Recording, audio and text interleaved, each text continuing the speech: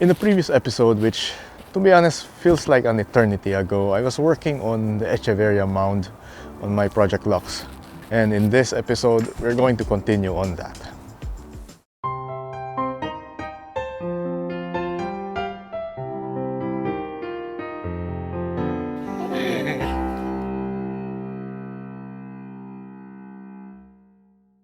Now this is what I would be working on next. This is the spot at the very left edge of Project Lux. As you can see, I've already laid out lots of pots here. These are mostly agavoides species and hybrids. And there's also a bunch of similarly shaped rosettes, mainly colorata based stuff, and basically spiky and ball shaped. Ball, either of those, then they would be belonging here. Now, of course, you'll notice that all of my plants are exposed to the elements, and it's winter right here in Melbourne right now. And some of the questions that people have been asking me is how I protect my plants from frost, from the cold. And I remember doing a couple of videos on this sometime last year or a while back, and I even made a few posts about this lately. So if you look back into some of my older Let's Plant videos, or if you look back and check out my posts in my Facebook page, then you would see a gist of what I do. It's still pretty cold outside. There's a few things that I do in preparation for the cold, and just a disclaimer, I live in an area, in a location where we have very mild winters, which means that basically if you're in the United States, then you would know this. We have an equivalent of USDA hardiness zone of somewhere between 9B and 10A, somewhere in between. And what that means is that the coldest that it gets at night, the average coldest temperature would be around just above freezing, or about 0 degrees Celsius, 32 Fahrenheit. And that's not so bad. That means that we might get some frost, but they would be melting right away, or at least my plants won't be frozen solid. There's no snow, no extended periods of frost, and as soon as the sun comes out, frost melts. Now, if you keep those in mind, there's a few things that I do in my garden that takes advantage of those facts. The first one being, I take advantage of gravity to do most of the heavy work for me. So what I do is, when I plant my plants or have them in pots, I have them at a slight angle. So if I have them planted upright or they are growing upright, I just tilt the pot a bit, maybe put a little rock at the bottom, just give it a little bit of an angle. That way, when the frost starts melting, it would just be sliding off the leaves and it won't be staying for longer than it should on the plant. So if you have a better look at this area, you'll notice that the echeverias, most of them, if not all of them, have a slight tilt to them. This allows the frost to just slide over. Now here's something else that I've noticed. Succulents tend to have a lower melting point, which means that they can go a bit lower than usual. Normally, water freezes at 0 degrees Celsius or 32 Fahrenheit at sea level. We're at sea level. But inside succulents, inside these plants with their thick walls, the melting point is a bit lower, which means that it needs to be lower than 0 degrees for them to freeze over, to be hardened solid. But that doesn't mean that frost won't form outside, because it can still get cold enough outside for frost to form. Which leads me to the second point. And the second point would be, I create a mound, I create a drop-off, I give a bit of elevation. That way I would be able to direct the wind like it is right now. It's so windy actually, if you can hear the background noise. I take advantage of the elevation to direct the wind upwards. So in conjunction with number one, with planting at an angle, the wind helps with pushing off the frost as soon as they start melting. Yeah, it's quite windy outside. And lastly, my third line of defense, when things get really bad, what I do is to just lay frost cloth on top of them.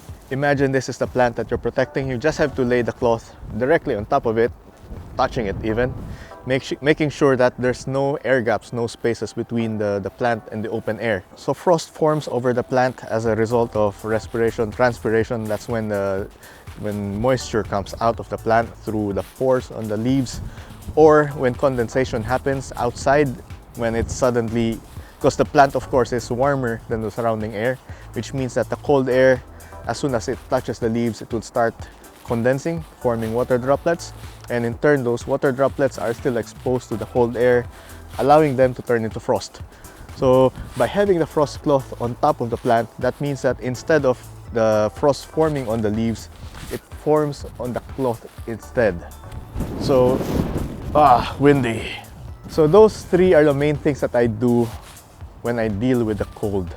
Now speaking of cold, of course it's winter here, and I've been posting a few photos of the temperature in the morning, and I've been trying to catch frost in action. Unfortunately, I was not able to take some photos or videos of my echeverias with frost on top of them. I always wake up to see them already melted. But when I head out and look at the grass, I still see frost. So that led me to think that the internal temperature of succulents is higher, maybe due to their thickness, the amount of water that they hold, and of course, their density, which is why they are cold hardy to some degree. Now, I know for a fact that most echeverias do not do well below -5 degrees. Maybe even as high as -3, and that's mainly because the water internally freezes over, and that damages and ruptures a lot of their internal structures. So you have to be careful. So something else that I learned recently that you could do to help mitigate that problem is to water them with seaweed solution beforehand. It kind of works like an antifreeze. It lowers the melting point. So by replacing the water inside the plant with something like that, with that sort of solution, then you're going to reduce the melting point by about 5 degrees. So that means instead of it freezing at the usual maybe -3 or -4 degrees, the freezing point would be even lower. Let's say maybe around -7, -8, and that's a large wiggle room. But again, I do not have to bother with any of those methods because it rarely goes below -1 degrees in my area. If I lived elsewhere, I might have to do something about it, but I'm lucky. You might also have noticed my inactivity for the past few days, and this was mainly because we were out of town. It was Zach's birthday earlier this week, and yeah, we spent some time out camping. Well, no, not camping, but we were out in the mountains. We spent a bit of time in Grampians, and yeah, Zach definitely enjoyed it. Surprisingly, both kids enjoyed the nature, mountains, the hike, but in Nikki's case, I had to carry her on my back most of the time, so I'm still a bit sore right now. But don't worry, I'm making up for it now. I'm recording a bunch of videos today, and hopefully I'll be able to release them close to one another, over the course of the next week. Something else I want to focus on is this little bowl here. I know I mentioned that I wanted to recreate my logo using pebbles, and I think now is a good time to do that. Let's go grab the pebbles.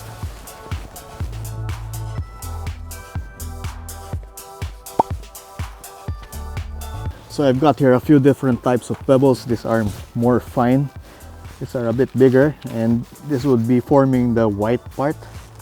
And I've got some black scoria, which I would be using to fill up all of the gaps. Zaki, I've laid the bowl on the ground to make it easier for me to work on it. And besides, I could use the sunlight, just to have a better view. And of course, I don't have the logo committed to memory, so I need some sort of guide.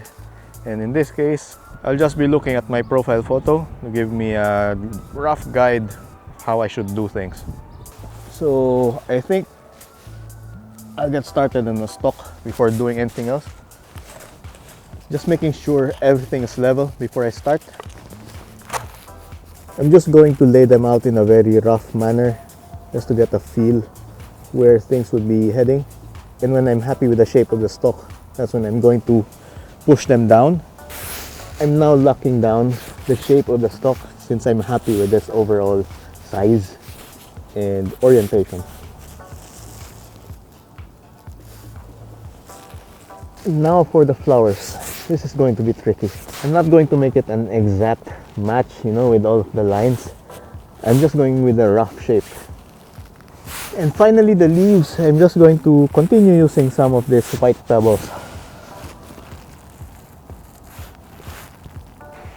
I've got the basic shape done, but to lock everything in place, I would need to fill in all of the gaps. That's where the black scoria comes in.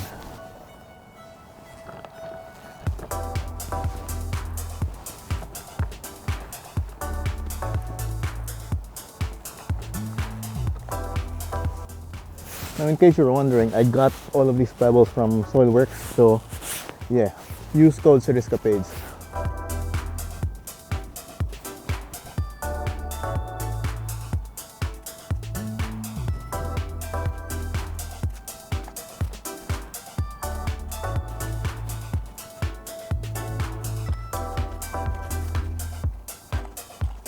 I think we're done.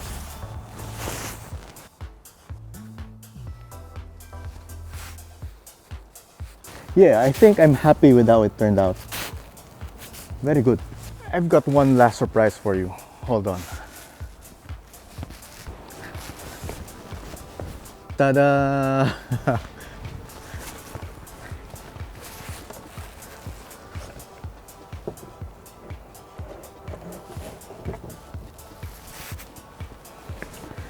My own sign.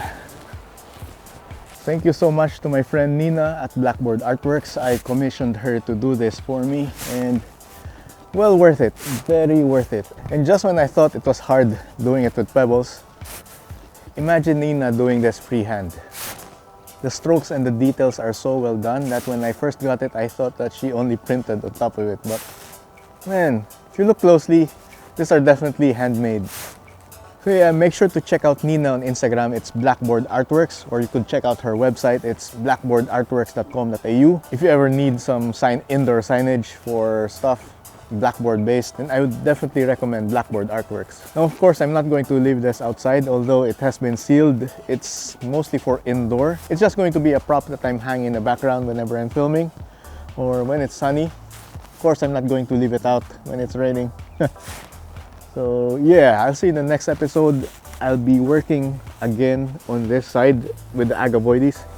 I've just started with the logo since I wanted to just warm myself up. I would like to be able to give you some thoughts, some preliminary thoughts on how I would like to organize stuff, but I haven't really thought about it yet because my mind has been in vacation mode for the past few days. I've been on leave from work for a week. So yeah. I'll see you in the next episode. Bye.